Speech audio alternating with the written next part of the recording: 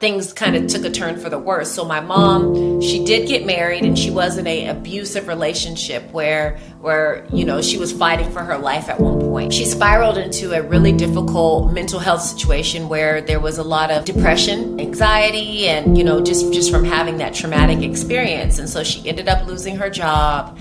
She lost our house that we lived in. So when I went away to the track meet, one of the state track meets, my last one, and came back, we were actually homeless.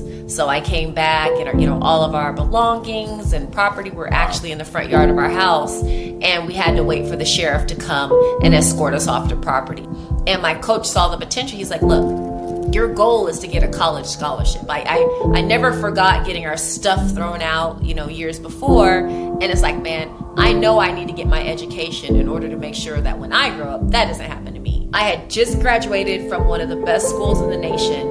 I could not find a job anywhere. I put in over 285 or 80 applications and literally not one callback. All right, welcome everyone to another episode of the Jake Dunlap Show. We are very excited that you joined us. If you haven't tuned in, this is the show where we talk to celebrities, thought, and industry leaders to really discover their journey to success. I am super excited that you're joining us. This show is like no other. I can promise you that. You might laugh, you might cry, but you will definitely leave inspired and gain a whole new level of insight into those people that you follow, love, and admire. All right, welcome everyone to another episode of the Jake Dunlap Show, where every week we are sitting down with some of the most inspirational people, business leaders, athletes, celebrities, talking about their story. And what we find is that we can learn from their stories. We can all relate to different phases of our life, and we're telling those stories every single week. So today's guest, this is exciting, right? She's a woman of incredible strengths, intelligence, and determination. She's a passionate educator. She's earned her master's degree while training for the Olympics. She represented our country 4 times, which that's got to be top 2%, right? World champion athlete, mother of 3, dominated breast cancer, and displayed amazing resilience and fighting spirit throughout her career, really befitting her status as a true Olympian. I have with me none other than Chaunte Lowe. Chaunte, thank you so much for joining me today. I need to take you everywhere with me, Jake, because that was awesome. Well, hey, it's. I mean, what you've done is pretty amazing. So it makes it easier for me. So as we talked about before, this is about talking about from the very beginning to current. So we're going to start early. So born in Templeton, California, which I looked up and I was like, I think I know ballpark. And I'm like, oh man, Templeton's like in Paso Robles, this beautiful wine country. I was like, okay, that's why I've heard of this. So tell me, so for you, what was life those first, kind of, again, you were there till you were about 12. Tell me, what was life like for you early on, growing up in Templeton, in an area like that? I have to imagine it's got to be, fun, interesting, maybe not. You take it for granted. So when I grew up there, nobody knew where Templeton was. And so we'd have to say, and actually Templeton was the small town where I actually lived. So I lived in Paso Robles, but the only hospital was in Templeton. So that's how I was born in Templeton. And then we'd say, I'm from San Luis Obispo. And they're like, where's that? I'm from Santa Barbara. Okay, Los Angeles. And Santa Barbara was like 2 hours away, but That's how small Templeton was. And I didn't appreciate it when I was a kid because it was boring. But when I went back as an adult, I was like, oh my gosh, this place is beautiful. And so tell me a little bit about family life. What was it like growing up there for you? Again, this is kind of pre-high school years. Yeah, so I lived with my mom, a single mom, and my 2 sisters. Absolutely loved, adored my sisters. We fought a lot, but we had a lot of fun. I was the youngest of the 3. And then my mom had brothers and sisters that all lived in the area. So I had a lot of first cousins that I grew up with. So we went to elementary school together. The older ones went to middle and high school together. It was like just having a really big extended tribe of females. We were all girls. There were no boys. All girl cousins. All girls. Yeah, it's funny. I had the exact opposite. It was me and there were 8 boys. It was all Really? boy cousin. And then the next 4 were all women. So it was like the flip flop. Yep. So you know how it is. Like at a certain point in time, we're like, oh my gosh, I want to see a boy. But, we had a lot of fun. We grew up playing in the river, like the riverbeds and, catching tadpoles, catching worms that we thought were earthworms, which were actually leeches. So my mom screamed when we brought them home. Were they like stuck, were the leeches stuck to you? And you're like, look, Mom. My sister, actually, they would like, look at these earthworms and get them stuck to her finger. And then my mom was like, oh my gosh. And she'd take a hot, what's it called? A needle. She would heat up the needle and touch them with it. And then they'd come out. Yeah. So we played, we got ticks and all that type of stuff. That's awesome. Again, I don't think a lot of people, when they think about that area, they think about, playing in creek beds and, having fun and, all over the place except for in the wineries, right? So exactly. So okay, so these early years, you're doing these. Is there, were you playing sports at this time? Were you into athletics at this time, or did that come later? You cut out a little bit, so I didn't hear the end of that question. Let's see. Yeah, it should be. Well, for some reason, I can't see your video, but I don't know if you. I can't see your video. So I could see my video, but I can't see yours. It says your video has been disabled due to internet quality issues. But your video is still being recorded. All right. Well, there we go. All right. So you can hear me now? Yeah. Okay. So I'll rephrase. I'll tee it back up. So you're doing all these fun, things as a child growing up. At what point do you start to get into athletics, or is that later? Yeah, so I was the product of being a very, very, very active child. So the way that my mom parented, she let us come home from school and literally go outside and play until the street lights came on. So I'm saying from 3 to 8 o'clock every single day, we're rollerblading in the streets. We're having makeshift baseball where we have random pieces of trash as the bases and we're hitting the ball down the street. We would ride bikes, and it was that type of childhood where you just are experiencing life. And there was a time point where I really did want to go and take part in organized sports, but I was told by the coach, sorry, you can't come because you don't have the money to participate. And I remember it broke my heart. And so that's kind of how I got led to actually do track and field, because it was so much more inexpensive. And we had a coach named Henry Jenkins in Paso Robles who started a track club and actually was taking kids to the Hershey State meet. So that's how I was able to get into organized sports. Oh, wow. Okay. This is interesting. So how old were you when that happened? Ballpark? All right, I'll say ballpark, maybe the first time I was able to go in 3rd grade. And then I went every single year after that. So 3rd, 4th, 5th, and 6th. I think 6th grade was my last year. All right. So you decide, okay, I'm going to do track. And I mean, at that age, there's no high. Is there high jump at that? No, there's no high jump at that point. I didn't think so. So, standing long jump, sprinting, relays, and it's a lot of fun, but just getting thrown into that world of it feels like the kids at these state meets are already professionals. They're so fast. They have amazing form. And we're just there in our t-shirts and shorts and getting our butts kicked. And not really. We were good. Yeah. Well, that's cool. So again, that sounds like that was an interesting kind of inflection point for you, where obviously just because of circumstance a little bit, you get exposed. And then at 12, you moved to Riverside. What was the reason for the move?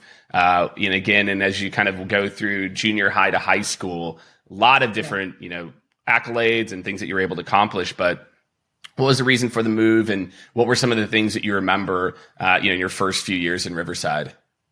Yeah, so the reason for the move was actually a really, really rough family situation.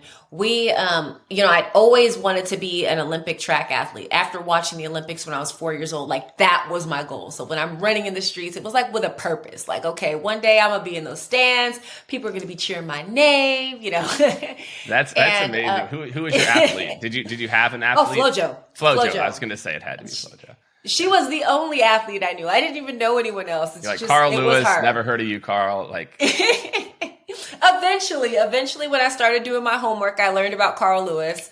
And so, when I was away at this track meet, I come back home, and actually that's when things kind of took a turn for the worse. So my mom, she did get married, and she was in a abusive relationship where she was fighting for her life at one point. And she spiraled into a really difficult mental health situation where there was a lot of depression and anxiety and, just from having that traumatic experience. And so she ended up losing her job.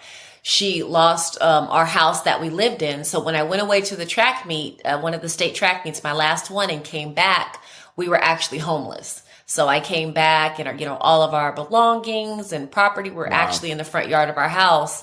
And we had to wait for the sheriff to come and escort us off the property. So, my mom had to send my sisters to go live with their father. We both had different biological fathers, all three. Well, the two had the same father, and I had a different father. And so she sent me away to go live with, actually I stayed with her. My sisters were sent away. We tried to rough it, for a year and, having places to stay on and off. But eventually, after a year of trying to do that, I felt like she believed that it was in my best interest to be in a more stable environment.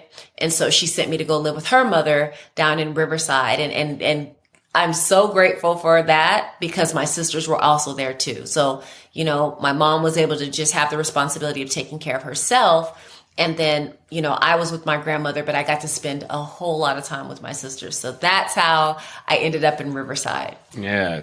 Well, life takes you where it takes you sometimes. Life punches you in the face sometimes. It just you don't get to choose. I was talking to someone else about this the other day, and it's like, why can't it just like keep going like this? Why doesn't it? It never just keeps going. But then, then we come out, different and changed and better many times on the other side. So, but it's also a matter of like your mindset when you go into it and how you view it and how you approach it. For me, it was an amazing adventure. Obviously it was a crummy situation, but my mindset was that I'm about to partake in this amazing adventure. And one of the things I held on to, I thought about those girls from Southern California and Northern California that were like kicking butt in track. And I was like, I get to train with these girls. I'm going to go and find them, and I'm training with them. So I'm going to get better. So I thought of it as part of my life plan to get where I wanted to go. That's great. And you knew that even back then. You had that foresight back then to say, okay, this is actually going to help me to do this or do that. Yep. What do you feel like? Because I think that's, you're 12, right? This is like seventh grade. What do you, if you kind of look back at life before that even, what do you feel like taught you that or, gave you that, I guess, confidence? Or, because I don't know, I think a lot of people would be, maybe me too, maybe scared or just like, I'm going to go in this environment. Oh my gosh, they're fast. And like, what do you feel like gave you that confidence to, to have that mindset?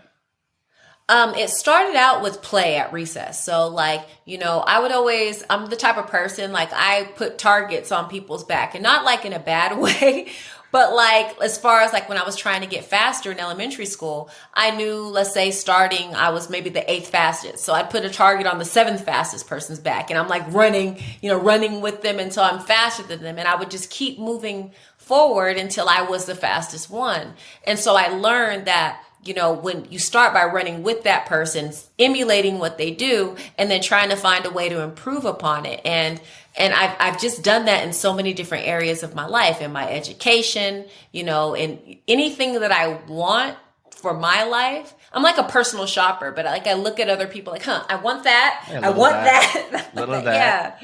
Yeah. And I know that it starts by emulating and then perfecting it to be your own. And I learned that at a really, really young age. So I know that going Riverside would help me get with those athletes and compete with them and train with them, emulate them until I could eventually be the best one. I think that's such an important story. I think, I see a lot of people take the opposite approach, which is almost, I've got to figure it out on my own. I've got to do it my way. I've got to try to just, maybe it's pride or ego. I've got to try to just make it my own, where the reality is, we all look to other people, and emulating doesn't mean copying. It means hey, they're doing it, they're faster for a reason, or they're learning, they're better for a reason. Why don't I just copy that? I've told this story many times about my own career when I was early on and I was in a sales environment, and I was young, I was 23. There's people, 10 years older. I just would say whatever they said. Like, I don't, as opposed to trying to reinvent the wheel. That's what allowed me to progress really quickly, is that I didn't have the ego and I didn't have that, I've got to do it my own way. And I'm not going to let anyone, tell me or shape me. And so I think it's a powerful story for a lot of folks. And so then you're at Riverside now. So you're in high school now, if we fast forward just a little bit. And, at what point do you get into high jump? At what point, does that start to become like a thing? And, at what point maybe do you start to realize all right, okay, this dream is we're moving, we're moving forward on this. Yeah. So, it's really important what you just said. It's when you look at what somebody else did and you start emulating, a lot of people think that it's about working harder. And like we say, it has to be hard work. And so in your mind, you draw this picture of what's really hard. Well, building something from the ground up is really, really hard. When it comes to me doing the high jump, it kind of started like in a trickle. It started with a dancing. We're dancing to the song, crisscross will make you jump, jump, a daddy back will make it. Yeah. Yep. And so we're jumping on these mattresses in my house, and I actually fall off the mattress, but I'm still, because the mattress is on the floor. So I'm still jumping and my head is almost touching the ceiling. This is when I'm 8 or 9. And so standard ceiling house, not like vaulted ceilings or anything like that, but, and I'm really good at this. And so when I moved to Riverside, during PE, they had a try everyone else's sport type thing. And one of the events that we did was the high jump. And I beat all the girls and then I beat all the boys. And I was like, there's something here. And, every athlete's dream is to be the sprinter, just like right. In a sales environment, every person's dream is to be the top producing, top salesperson, but you might need to go specialize in employee benefits or right, something exactly. else to have your own thing. And sprinting was really, really, competitive, and not go to something else that has less fire, but I had a skill set that developed when I was much younger. And I saw a peak of where my natural talent was, and I felt like I could add on to it more easily. So when high school started, I was in the sprint group, and I just kept looking at the high jump I could beat these girls today. I could beat the seniors today. And I said that my freshman year. My coach thought I was crazy, and the high school high jump coach was like, no. You go do your sprinting, leave my group alone. I was and I bothered him every day for a week. And he was like, fine. After your hard sprinting workout, come to the high jump pit. If you beat all these girls, you could high jump. If not, leave me alone. Don't bother me about this high jump thing again. I whooped all their butts. They're nice girls, but I whooped all their butts. And I was able to claim that event as my own. So that's how my high jump journey started, with somebody telling me I couldn't do something, and with me understanding where my natural talent was and where I had the best chance to really advance. And how did you, I think another story in here is just about letting go of that ego of being a sprinter, right? Was there a time when you looked, or as you're well, yeah, I'll do this high jump, but I still want to be the best at, the 100 or 200 or 400 or whatever it is. And how did you, and maybe it was easy to just kind of let that go and realize, hey, look, this is where I'm naturally good. There's no pride or ego in it. How did you kind of let go and make that transition so quickly? Yeah. So I think even in track and field, or even as it correlates to business, we want to hold on to so many things where we can't give 100% to either thing. And so we're trying to juggle multiple things at the same time. So I was doing the same thing where I was trying to be on the relays, running the 400. I was still trying to sprint. I tried to pick up the hurdles. And by my junior year, I had 5 to 7 events that I was good at and could switch in and out. But I wasn't the best at anything. And I would say the high jump, I was the closest to being the best, but I wasn't like on our local meets, I would beat everybody. But once we started going to the bigger meets, like the nationals, I'm getting like second, third, fourth. And my coach saw the potential. He's like, look, your goal is to get a college scholarship. I never forgot getting our stuff thrown out, years before. And it's like, man, I know I need to get my education in order to make sure that when I grow up, that doesn't happen to me. Mm-hmm. And so he's like, the best situation where you'll be able to get a scholarship would be if you only focused on high jump during your junior year. And the timing was because that's the time when the college recruiters are allowed to talk to you, that they're really paying attention to you. So freshman and sophomore year, I did all the events. Junior year, I only did the high jump. And then my senior year, I did all the events again. So, but we knew that high jump was going to be the bread and butter and the thing that was going to get me closest to my goals. Yeah. And then you went to state and medaled, right, in the long jump and triple jump as well. I think, yeah. Yep. And I think that was my senior year. It all blurs together. So I think when I finally got to pick up all my events again, I was like, okay, the high jump's in the bag. Now let's just go have fun. And I want to say that year we went to nationals and we won the 4x1, 4x2, and 4x4 also. So like we had national. And you were on that team too. Yes. So I was just dripping, like looking like Thanos. That's tired. I'm just tired. I'm just tired listening to it, but that's amazing. So then Georgia Tech, right? Yeah. So tell me about that. So how did you pick Georgia Tech? What was it about that experience? So again, you've grown up your whole life. Have you been to Georgia at that time? Had you been? No. Yeah. Never been to Georgia, never been to Atlanta. Grew up in California, right? And, SoCal in particular, right? Definitely a different vibe than Atlanta and Georgia. So how did you pick Georgia Tech? And obviously a lot of success there, but how did you pick Georgia Tech?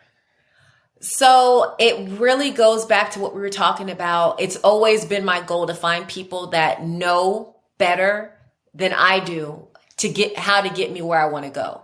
And when I picked a school, I needed both. I needed a school that had the academic challenging and the reputation of producing thought leaders in the world. At that time, I was really, really, really interested in being in business. And so, I don't know if it's true or not, but I hope it's true. But, the recruiter that was recruiting me said that Atlanta was at the top 1% in business in the world at the time. And so I was like, okay, I could feel that. I can go and be part of that. And, the coach was, he was a coach of the American indoor record holder in the high jump. He had already gotten several athletes to the Olympics, and had we not boycotted the 1980 Olympics, he would have been an Olympian himself. So I knew that he had, the skills and the knowledge base to get me to the next level. Like I could completely trust him and go in his program and strive and thrive. All right. What was it like? I mean, do you remember any kind of early on, just the differences in, culture and just the vibe? Like, do you remember some instances or some learnings early on? I do. So everyone kept telling me it was going to be a culture shock. I was like, culture shock? What culture shock? What is this? And, I love being in California. I love the multicultural diversity, but growing up, I was usually the only Black person in my class. Like that's just how it was. And I didn't dislike it. I didn't like it. It's just, that's how it was. Yeah. And, when I went to Atlanta, everybody was Black. I was like, what is going on here? And I love, my campus was more diverse, but just being able to really get ingrained in African American culture was amazing for me. And growing up in California, all of my friends came from broken homes, meaning that, their mother was with their father. Obviously I had come in from a broken home. And when I went to Atlanta, I'm seeing these families, these generations of students that had been going to college, and the expectation was different. And, their parents were very much involved in their academics, their athletics, their personal life. And I was just like, this is different. I don't know how do I, and it's not expected, but that's what I found there. And then, there was a rich pride in history where, that being the birthplace of Dr. Martin Luther King, the kids were very, very, very knowledgeable about history. And like in California, it's all about what's new and what's latest and what's the best, what's the most expensive. And it caused me to think differently and see things differently, where like going to college wasn't the exception. It was the expectation. And I was like, wow, I like this a lot. And people, they had a very, very entrepreneurial spirit or a very business mindset, which I wasn't used to seeing. Like in California, it was like, the idea was you would eventually work for somebody else, or like, but not that you would have your own business and take part in enterprise. And I just thought that was great. And I loved it. That's awesome. So shout out to Atlanta. I think that was just like the most ringing endorsement for Atlanta I've heard. So, all right. So then what, I think it's your second year. You qualify, you go to Athens. Yeah. So what was that like for you? Right. I mean, so what, how old are you? 20, 21? 20. You're 20. You've got this dream and you qualify. Like, tell me, like, what was that experience like? You're, again, 20 years old, lifelong dream. Yeah. So the first year was a lot of hard work. There was a huge adjustment period, getting used to being responsible for my own schedule, not being told when to go to bed, not being told what clubs not to go to. Cause definitely in Atlanta, there's a few, there's a lot of fun to have. Yeah. A lot of fun to have in Atlanta. And, that first year I didn't really improve. I didn't get any worse, but I kind of stayed at my high school level all year long. Going into my sophomore year, I was still 5 inches away from that world-class standard that I needed to be on to be able to qualify. And I'm talking inches in an event where centimeters are like, you are measured by centimeters and misses. And so I had 5 inches to really improve upon. So my sophomore year, my coach and I really sat down, we developed a plan. And I mean, it was hard work to the point that I had to listen to him completely. And I was throwing up every day in practice from working so hard. And if you read Usain Bolt's book or watch his documentary, he says the same thing. Like, he was working so hard, he was throwing up every day. And that's how I was training. And so I went from jumping 6'1.5", I think, to like jumping 6'6". So now I'm like in the top 10 of the world, where before I was like maybe the 50th best person. So I really jumped up a lot. Yeah, 5 inches. 5 inches. Separates. Yeah, as I was looking at all your different records and performance, it's all it's like 0.93 and 1.85. So all right, so you go to the Olympics, right? And you get a chance to go and compete. And then, you kind of continue on. I don't believe you reached the finals in that Olympics. But what did that teach you? What did that experience teach you? Again, having grown up in California, now you've had some experience here. Now you're going across the world, and I can't believe what was that experience like, and what did that teach you? Yeah. So, when I learned how to high jump, like I said, in high school, trying to figure out how to emulate the best, I would watch the high jump video from I think it was the 96 Olympics or maybe a world championship final. I would watch it every day before school. So I would get up, take a shower, eat breakfast. As I'm eating breakfast, I'd put in this VHS tape. Yes, I'm old. I remember those. And I would push play and rewind and study these high jumpers so that I would have it ingrained in my mind, so that by the end of the day, when I went to practice, I would emulate what I programmed my mind to see. And when I went to Athens, all these women that I had been learning to high jump from for the last 6 years were on the apron with me. And it completely blew my mind. I'm supposed to be training and I'm looking around like, and I was in shock. I was there with them. And I think a part of me I felt like I belonged at the Olympics, but I didn't think through the process enough to realize these other women were going to be there too. And at that moment, I realized I set my goal too low. My goal was to go to the Olympics. And once I made that team, all the steam, all the excitement, just like, I did it. And I didn't have anything else left to actually compete and make the final. So, well, where do you think? I mean, if you rewind 6 years and you're watching these tapes, or you rewind all these years, where did that, I guess, focus come from? You know, I mean, was it hardwired? Did you, is there any role models or anybody, or what do you feel like that ability? Again, you've talked about it a few times now. That ability to just focus and just say, like, I don't need someone else. I know that this is what I want. I'm going to invest the time. Where do you think that comes from? Yeah, so the video was actually given to me by my high school coach. He's the one who had the foresight to give me the video, but he wasn't the one who told me to watch it every day.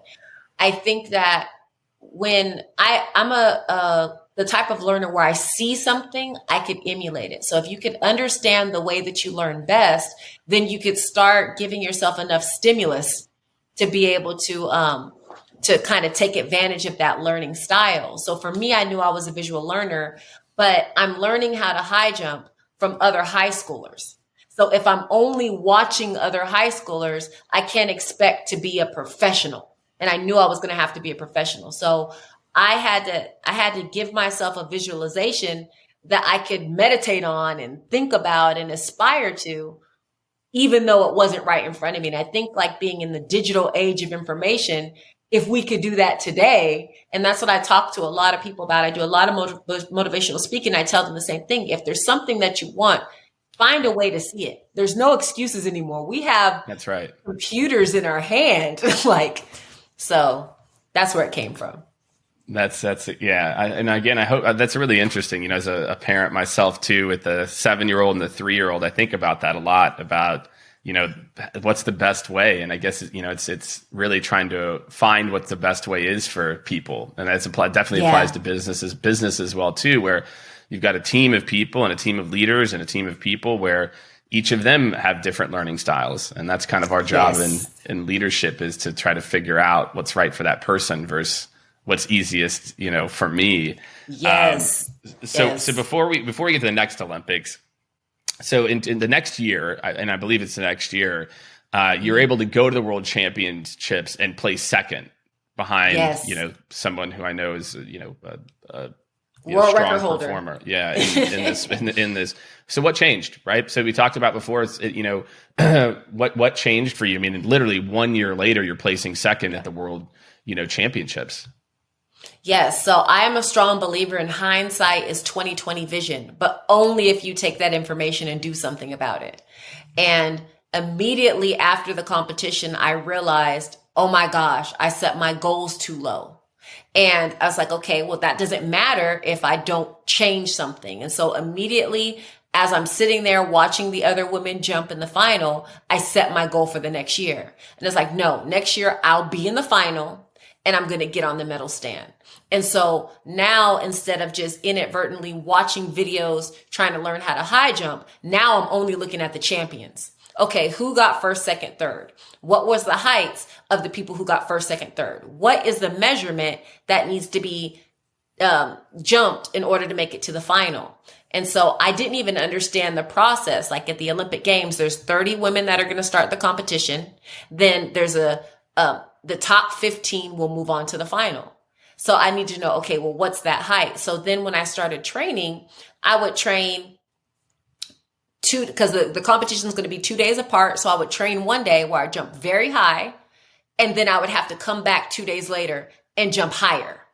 And that's how I started training every single day to get ready for this competition. Because I'm like, it's going to come where I have to do these 2 days back to back. So I did it every single day of training until the Olympic or the World Championship final. Yeah. I know you're not going to the clubs at this point, right? You're like, no, you've gotten rid of that first year, you're like, okay, this is, well, 2 years, 2 years. I think you get married in there as well too. Yes, I did. So I met this amazing man. Actually on the track, he was a triple jumper. And we dated, and I don't recommend this, and I tell people this though, because it was love at first sight. We dated for 3 months and got married. Oh, wow. And we just celebrated 16 years, I think, on Saturday. Congratulations. Yeah. That's awesome. Thank you. That's great. Yeah. And then, while, while you're in the middle of this, you took a year off. You had your first daughter, Jasmine, who I hear is also a epic high jumper. Yes. So I heard, yes. So she's coming for you, I think is that, but that's gotta be great. Yes. Right? It's like, she is, but she's also great at volleyball. So, okay. we tried out for a team, she was playing at school. They're like, hey, please come to club. She tried out and she just made the Adidas national team. Ooh. So I'm like, this is a new experience for us. And volleyball players historically make amazing high jumpers. We have Destiny Hooker, Aaron Aldrich. So like it still works. I gotcha. And that means like a lot more traveling for you probably too, right? Oh, yeah. I think so. I think it does. So you took a year off, but come back and again, and then you're back in the Olympics again. You're back in Beijing. And this time you get into the finals, right? And so tell me about that. What was that first process like of, again, having your first daughter, to having to take a break and then getting ready, back for the Olympics? Do you remember what that process was like the first time? Yeah. So, and kind of like, it wasn't really a year off because 2006, I still competed. I won the national championships. Yep. I don't remember where it was. Sorry. But it was my first my first national championship was in 2006. I won with a jump of 2.01 meters. So I think it's like 6'7" some change. And, then we find out in December that we're expecting our first child. And she's born July 30th, 2007. And so I have less than a year to get ready for the trials for the next year. So I'm fully nursing. I'm still in school. And I'm like, look, I'm not going to finish. At this point, I have 49 hours left. It's going to be hard. Let me try to get as many classes done as possible. And I ended up taking 49 hours my last year. Oof. And I know, I don't know how I did it. Why? Just wait, I think it's I needed to finish. I took a year off of school that I did to become a professional athlete, but I just needed to finish. I knew that it was a goal that I wanted to have. Even though track and field was working out, I wanted to be able to rest on my education. And so 2008 was a heated mess. And I make that team. I win the Olympic trials like really, really well. And then I make the team and I do my very best. I end up jumping 1.99 meters, which was like second highest jump at the time. And it only placed me sixth place. So I was like, well, it is what it is. I can't even be mad. I did my very best. And, I just had to go home and face the music that I had to get a job. But it was worth it. Well, but then you're awarded the bronze medal. Yeah, see, I thought we were going to talk about that later, but yes. Yes. So then let's jump into that. So tell me, what was that experience like for you? Again, like you said, you got to go get a job. You're like, oh man, I guess this is it, right? Yeah. And so, but that, actually, I guess you're right. We'll because I guess I forgot like how much later that happened. It's like 8-10 years later. Okay, yes. So all right, so that never happened. It doesn't happen originally then. So you're right. It's like you're still in this mindset, but you don't give up. You keep going, right? Like again. So then in 2009, you're continuing to compete. Yeah. 2010, and in 2010, you start to break records, right? So 2010 is 2.03. 2.04 that you clear. And so you didn't, were you working then at that time too? Were you working full time? Did you go home and get a job, or were you still, focused on this? Yeah. So you have to remember in 2008 was the height of the economic crisis. That's right. I had just graduated from one of the best schools in the nation. I could not find a job anywhere. I put in over 285 or 80 applications and literally not one callback. Wow. And it was just the job market was awful. I put a 4-time Olympian, I'm not 4-time at that time, 2-time Olympian, medalist, national champion. I had all of the time management skills, everything that they say that athletes could bring to an organization. And I just couldn't get an opportunity. So eventually I get a job working at Coca-Cola Enterprises as a contract analyst, and I'm jumping. And then I'd get off of work and I'd go to practice, and I was performing horribly. And by horribly, I mean like I was jumping 6'5". Yeah. But like I really need to be in that 6'7", 6'8" range in order to be competitive. And I go to the World Championships, and I think I placed 7th, and I felt so low. It was my lowest point, and I think that it's great to really talk about this because the end of 2008 and 2009 was really the setup and the catalyst for 2010. Yeah. And at this point in time, I love dancing. It's like my favorite thing to do other than jumping. And the high jumpers that would win the competition, I'm going to stand up so I could show you. They would get up and they do this little shuffle dance after they were done in front of the cameras. And I would just sit there packing my bag, and I was so felt so dejected and like such a really big failure. And you remember that like deep in here. I did. And I was like, people were like, well, if you like to dance, why don't you dance? And I was like, why would I dance when I lose? And so then at that point, it's like, okay, if I want to dance, I have to win. But these women,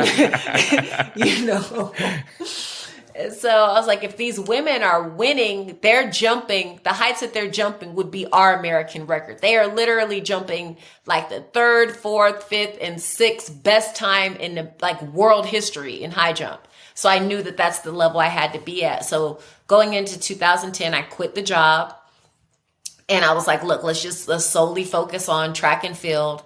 And from day one, I put on the fire. Usually I try to build up to it, but I was like, no, we're going to start on day one. We're not going to miss a single day.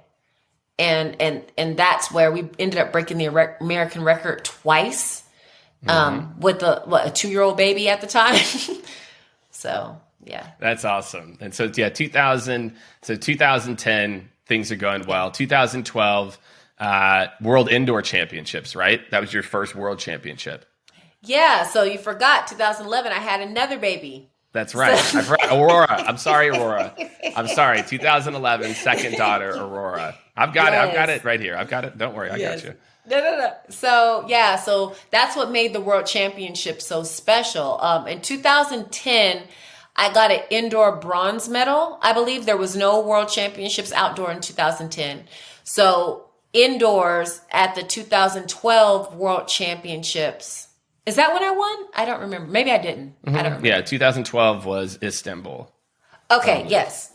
So with a nursing baby in tow again, I won the World Championships. I was the champion. So that's pretty awesome. Great feeling to hear our national anthem played because of performance I was blessed enough to be able to do. So that was great. That's amazing. And then you go to the Olympics, 2012. Yes. Right? Yes. And so this is your third at this point, which puts you at some different level.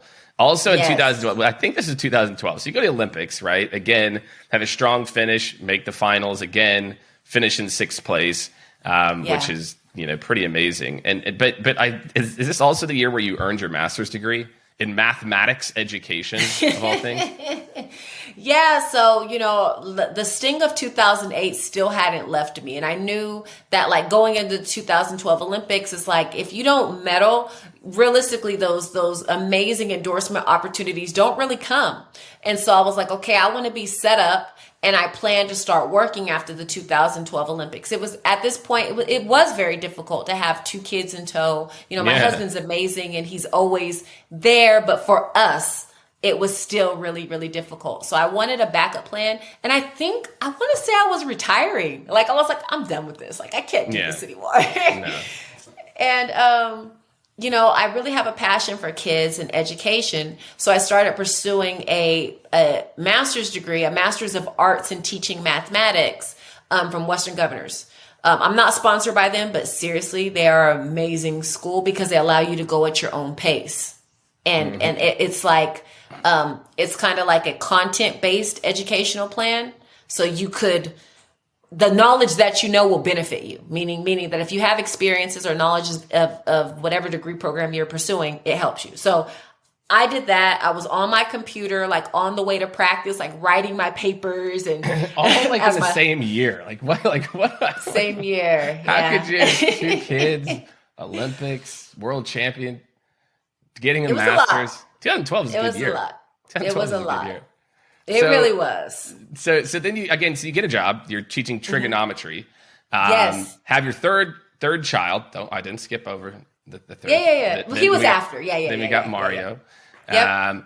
But you don't stop jumping. You keep going, right? No. So 2014, 2015, you're continuing, again, you're continuing to jump. And then it sounds like 2016, again, or like maybe it's around that time, 2015, 2016, you kind of got back up to that level. So kind of you continued to jump. What happened? What happened in that 2 or 3 years? And then 2016, you're back in the Olympics again. Yeah. So we moved to Florida in 2015. And,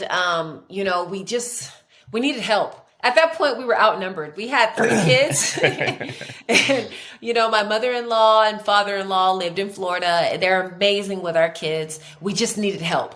And so we moved to Florida. We literally packed up our bags, didn't even sell our house yet. We're going to Florida. We moved to Florida. We sold the house in Georgia from Florida. And, that was what the hard year was. We were staying in extended stays and motels and just trying to find a place for us to live. Finally, we got settled. But once again, Chaunte has to work. And so I took a job as an accountant for Verizon, which was great, by the way. I really liked it. But when I went to the World Championships in 2015, which I try to not talk about, I actually no-hide it for my first time ever. It was awful, but it was because I was working at the same time. I really wasn't training the way that I should have been. We had a really big move, and it's the best moments for me always come after the most difficult time periods. You can see that. Really you can see these moments where you come out of it, but you come out pretty strong, right? You come out really strong. So 2016. The sound, I can't hear you now. You get back. Oh, there you go. So I was just saying, so 2016, you're back at it, right? So do you quit you quit the job? You quit the job and yes, I did. Yeah, you're like, nah, I'm going. Rio's coming up. So in July you qualify, and you're back up at 2.01 too. So it's not like you're getting there. And then you finish 4th, which is your at the time that happened, your top finish. So that's got it right. It's your 4th Olympics. You've continued to do this. You kind of have taken a break. You come back hard. So what was that experience like for you in Rio? I have to imagine that had to feel so amazing. Honestly, that one stung the most. And I'm going to tell you why. I guess, 4th maybe. I guess that's, I'm going to tell you why. It's because I was the most ready that I had ever been for an Olympics. What people didn't know, my big secret was that I was jumping 6'8", so 2.03 in practice. I have this conversion differential that always works. Whenever I'm jumping in practice, I always jump 2 inches higher at the competition. So if I'm jumping 203 in practice, I was expecting 208 at the championships, at the Olympics.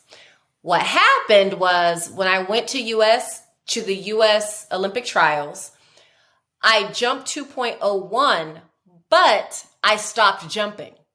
I didn't want everyone to know what I had. I was like, no, this is strategy. When I came back from the Olympic trials, the high jump pit that I had been using all year long was taken. It was gone. Completely gone. No place to train. And so obviously I'm not, and my other saying that I always say is excuses are patches that you sew on the garment of failure. And I didn't want to tell anybody that there was no high jump pit. So I had to start going all the way to the National Training Center, which was an hour one way and an hour back. But because of that, I couldn't train the way that I normally did. I had to start giving up different parts of my training. I was losing 2 hours of my training every single day. And that's what happened. So I tried my best, but it's like I had one arm tied behind my back, and it just is what it is. So that's why it stings. And then the height that I jumped, and I think you're probably the first person I told this, but, and I'm going to tell you who took it. It was Disney. Disney took it. Wait, what? What do you mean Disney? Disney so took it? they had a sports festival or some type of AAU track meet. And so they took the high jump pit from UCF and they didn't bring it back for months. A month, the meet was one day. So this time I actually have a portable pit now. I have my own pit in my backyard. That's right. And I have a portable pit. Yeah. So I understand. that will never never happen again. Yeah, that'll never happen again. So here's the sting. At the Olympic Games, I felt like that year I was the best prepared to do well. I was the last jumper of the competition, and I jumped to 1.97, which is like elementary height for me. Not really elementary, but like it's a very easy height, pedestrian height. And I was the last jumper of the competition, and I knocked the bar off. Like I cleared it, everything on my body, but I just knocked it off with my foot. It came down. If I would have made the bar, I was the gold medalist. If I miss it, fourth place, and I missed it. And so the top four finishers, we all jumped the same exact height. And it was the lowest winning height in Olympic history. Well, recent Olympic history. Yeah, so there you go. Okay, never mind. I take it back. That's got to feel good. That was a sting. I feel that. But later in the year, you're awarded the bronze, right? Because of some disqualifications. Yes. So once again, I'm at the White House feeling dejected. I'm around all my Olympic teammates. They're wearing their medals. And I'm just like, okay, I went to the Olympics 4 times. This is the best I was ever prepared. Oh, and I was just like beating myself up. And I get the call that actually in 2008, 3 people that finished ahead of me had doping violations. They cheated. And I was the 2008 Olympic bronze medalist. And that made me so happy. It should. That's amazing. Yeah, I can imagine. It's like the sting. And then again, we were talking about it before, now you're here and then, it comes back up. And so that's amazing. I always keep it close. So it's never too far from me. Yeah, of course. I get that. All right. So fast forward, obviously 2019, right? Mm-hmm. And you're diagnosed with triple negative breast cancer, which from everything I can see is, not a great diagnosis by any stretch. Yeah. And, you had to undergo a double mastectomy, chemotherapy. What has that, and obviously then you come out of it, right? And we'll go back, and then as we go forward, you come out of it and you're like, all right, well, I'm going to start training for Tokyo, right? Like, let's try to get back into it. So what was that journey like for you between the diagnosis to 2021 where, your first competition, what was that journey like for you? Yeah. So, we've seen the pattern here that every time that I have a year that just pretty much punches me in the throat, I come back and have a pretty good year after. So I would say that 2019 was a punch in the throat year. And then 2020 had to be the year where, things were different. And I think that my mindset throughout the entire process was not really about myself. And I could honestly say that it was about my goals, what I wanted to achieve for myself and for my family, going to and represent even my country. That was really important to me going into the last 4 Olympic Games. What made me train for the Tokyo 2020 Games was that I understood the media exposure, being able to get in front of microphones. And I felt like there was a really serious threat to my life, meaning that cancer tried to kill me, and I understood that was not just my threat alone, but that it impacts several million men and women. Men can get breast cancer, and women, not only in our country, but in this world. And I felt like I was never fully aware of the dangers of it until I got it, until I had that diagnosis myself. And I felt like maybe if I was on the Olympic stage, maybe if I was fighting so hard to do something so crazy that people would listen. And I wanted to make people aware that this isn't an old woman's disease. I was 34 when it came. I was healthy. I was fit. I never drank. I never smoked. Like not a hookah, not a nothing. Like that's not my thing. So everything statistically should say that I shouldn't have gotten this disease, yet it happened. So I wanted to make people aware that it's something that you should be looking for and what you could do to protect yourself. And that's really what training for my 5th Olympics was about getting the opportunity to put this out there and allow people to hear this message. And so that's why I fought so hard. That's why I trained so hard. I really felt like this was going to be the up year, which it was from a media standpoint and a platform standpoint. It was fantastic. But then we all got punched in the throat with 2020. So it can go nowhere but up from here. That's right. Well, it gave you extra time to train too, so did. Were able to, I think, yeah, like you said, you had a makeshift high jump pit in the backyard. I did. And like I had, the weights in my garage. It allowed me to see that there's so much more in me and all these years and everything that I went through leading up to this moment. Even the conditioning of my mind was led for this most difficult time. I was very, very well prepared for it. Training was difficult. Some days I had a walker. Some days, it was a matter of just laying down and doing crunches because I couldn't walk. But I forced myself to do something every day. And getting to jump for the first time and go to my first track meet, like it brought me to tears because I knew how far I had come, and to be able to get to that point to say I'm a high jumper again was fantastic.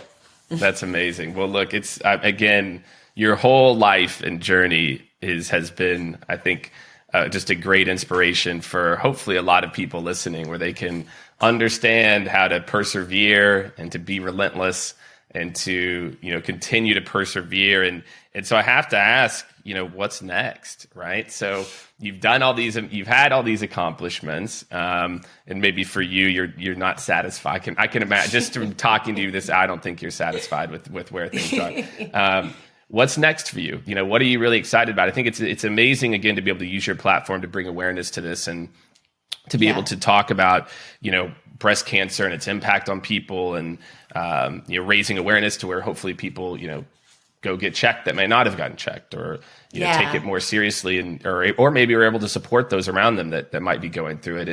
And so obviously, you've been a big advocate in kind of bringing this awareness, and what's next for you? What's the next chapter look like for Chaunte? Literally chapter. So I'm writing this story, this book. It's 2 books. The first one is about my childhood and that whole mindset and everything that I went through. I go into detail about, coming up in a home with domestic violence, homelessness, but like how I saw it. There were so many opportunities that I was able to take a part of. And that book is going to come out next spring, but it's through Scholastic. So I wrote it as a children's book, middle graders. But adults will love it. So it's kind of like Shrek. You know how Shrek is? It's for kids, but adults enjoy it. And then I do speaking. I speak every day, which is great with this virtual platform. But I think that there's a lot of lessons, and you highlighted them, that I'm able to articulate and kind of translate to the world of business. And what's the point of going through these things if you're just talking about yourself, but not really showing people how they could apply it to their lives and driving them to action? So I do that. I do C-level suite coaching. So I'm doing all that. Leadership and yes. And then I have a TED Talk coming up, which I'm super excited about. Awesome. So I'm really going to talk about, what I learned through this journey. And like I said, hindsight is 20/20 vision. I learned a ton through being diagnosed with breast cancer, through having COVID myself, through training for an Olympic Games, through chemotherapy and double mastectomy. And I'm really going to bring all that together in a TED Talk for Boca Raton. I'm probably saying that wrong. Boca. Florida. Just say Boca. We all know what you did. Boca in January. And then, I'm continuing on with, as a worldwide ambassador for the American Cancer Society and Susan G. Komen to really spread this, this breast cancer awareness. I'm still training. So, That's what I was going to ask. Are you still training? I am. I'm on my off break right now. So that's probably why it wasn't the first thing on my list. But yes, I'm training for the World Championships in Eugene in July or August. You guys have to look it up. But I will. I'll look it up. Yeah. And then I think what you're going to do is you're going to quit everything. You're going to quit the coaching. And then next year, you're going to focus 100% on high jump again. I'll probably get a job again, look right? at your, well, I've got to look. I mean, you're probably right. There's probably these. No, I mean, you got to keep doing what you're doing. It's like I love the coaching. It's amazing. Just well, to be able to talk through it with you and hear it. And I think a lot of people are going to have a lot of takeaways. So Chaunte, I really appreciate you joining me. I had a lot of fun kind of walking through this and learned a lot. And I hope you did as well too. I definitely did. Thank you for having me, Jake. You have an amazing show. Keep up the good work. Thank you. And thank you, everyone. We'll see you next week on the Jake Dunlap Show. All right. Thank you so much, everyone, for tuning in to another extremely fun and interesting episode. I thought it was fun and interesting, so I hope you did too, of the Jake Dunlap Show. Really great, just breaking down everything that makes people who they are, the success, the trials and errors, and I hope that you enjoyed it as much as I did. Make sure to subscribe on your favorite platform, and make sure, more than anything, to go over to jakedunlap.com. That's where you're going to stay up to date on all the latest guests, additional details, prep notes. We're going to be sharing everything on jakedunlap.com. So go ahead, go over there. You can subscribe there as well too, and we will see you next week on the Jake Dunlap Show.